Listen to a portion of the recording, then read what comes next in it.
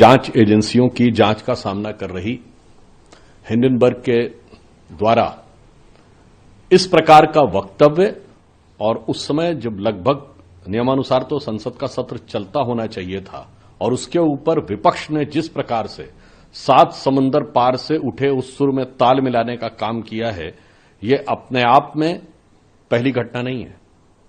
विगत कई वर्षों से आपने देखा जब जब भारत का संसद का सत्र शुरू होता है, एक मिनट इसको वो कर दीजिए, भारत की जांच एजेंसियों में से जांच का सामना कर रही एक कंपनी हिंडनबर्ग के द्वारा 7 समंदर पार से एक सुर उठाया जाता है और सारा विपक्ष उसमें ताल मिलाने लगता है। और उससे भी अधिक गंभीर बात यह है कि वो संसद सत्र के साथ उसका संबंध जोड़ देते हैं। मैं पूछना चाहता हूं विपक्ष से कि इसका अर्थ यह हुआ कि को ये पता था कि संसद सत्र के दौरान ही वो रिपोर्ट आनी थी। और यह मैं इसलिए देश के प्रबुद्ध लोगों से कहना चाहता हूं, विगत कई वर्षों से जब जब भारत में संसद का सत्र चलता है तब तब विदेश में कोई ना कोई रिपोर्ट छपती है। याद करिए, बीबीसी की डॉक्यूमेंट्री संसद सत्र शुरू होने से ठीक पहले आई थी। जनवरी में हिंडनबर्ग की रिपोर्ट बजट सत्र शुरू होने से ठीक पहले आई थी।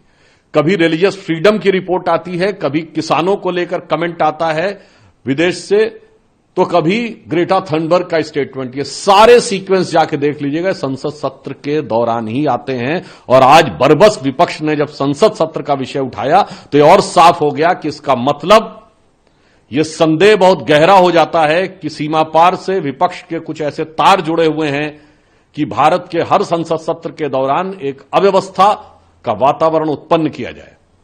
और यह बात हम गंभीरता से कह रहे हैं कि विपक्षी दल भारत में अस्थिरता और अराजकता उत्पन्न करना चाहते हैं। क्योंकि अभी हाल ही में संपन्न चुनाव भारत के इतिहास के इकलौते चुनाव थे जब 7 समंदर पार से बैठे हुए किसी धन कुबेर ने कहा, जॉर्ज सोरोस ने, कि मैंने $1 बिलियन रखे हुए हैं भारत में मोदी जी की सरकार को हटाने के लिए। कोई एक घटना होती तो किसी देश का बयान आ जाता है, तो कभी कोई रिपोर्ट आ जाती है। तो हमारी समझ में यह नहीं आता है कि ये सारी बातें, और फिर वो विदेश में जाकर ही राहुल गांधी जी अनेक प्रकार की चीजों की अपेक्षा करते हैं। कांग्रेस और विपक्ष के नेता जाके विपक्ष से अपेक्षा करते हैं कि भारत में हस्तक्षेप किया जाए। और मैं पुनः गंभीरता के साथ कहना चाहता हूं कि भारत के अंदर ये आर्थिक अराजकता उत्पन्न करना चाहते हैं भ्रम के द्वारा, चाहे विषय भारत सरकार की कंपनी का हो या कोई निजी कंपनी का हो। ये वही लोग हैं जिन्होंने 1 साल पहले कहा था LIC डूब गया, इन्होंने कहा था SBI डूब गया, इन्होंने कहा था HAL हिंदुस्तान एरोनॉटिक्स डूब गया। फैक्ट यह है कि LIC ने पिछले तिमाही में 17,000 करोड़ का प्रॉफिट दर्ज किया है, जो ऑल टाइम हाई है। स्टेट बैंक ऑफ इंडिया ने पिछले तिमाही में 21,000 करोड़ का प्रॉफिट दर्ज किया है, जो प्राइवेट और गवर्नमेंट दोनों की कंपनीज में मिला के ऑल टाइम हाई है। HAL ने 29,000 करोड़ का रेवेन्यू 2023-24 में आया। अब सेबी के ऊपर अटैक है। मैं पूछना चाहता हूं कि आप ये कर क्या काम करना चाहते हैं। और मैं जिम्मेदारी के साथ कहता हूं, सिर्फ फैक्ट सामने रख रहा हूं, हमेशा कांग्रेस विदेशी कंपनियों के साथ क्यों खड़ी रहती है? आज से नहीं, 30-40 साल पहले से। यह बताइए, 1984 में यूनियन कार्बाइड के एंडरसन को इन्होंने हवाई जहाज में बैठ के भगाया था। यूनियन कार्बाइड के साथ कौन खड़ा था? कांग्रेस। बोफोर्स के साथ कौन खड़ा था 1987-88 में? कांग्रेस। अगस्ता वेस्टलैंड के साथ कौन खड़ा था? कांग्रेस। चेक पिस्टल्स वाली कंपनियों के साथ कौन खड़ा हुआ था? कांग्रेस। और बीबीसी के साथ कांग्रेस, हिंडनबर्ग के साथ कांग्रेस। और मैं फिर भी कहूंगा, राहुल गांधी जी एक ब्रिटिश कंपनी में काम भी कर चुके हैं जिसका नाम था बैकऑप्स।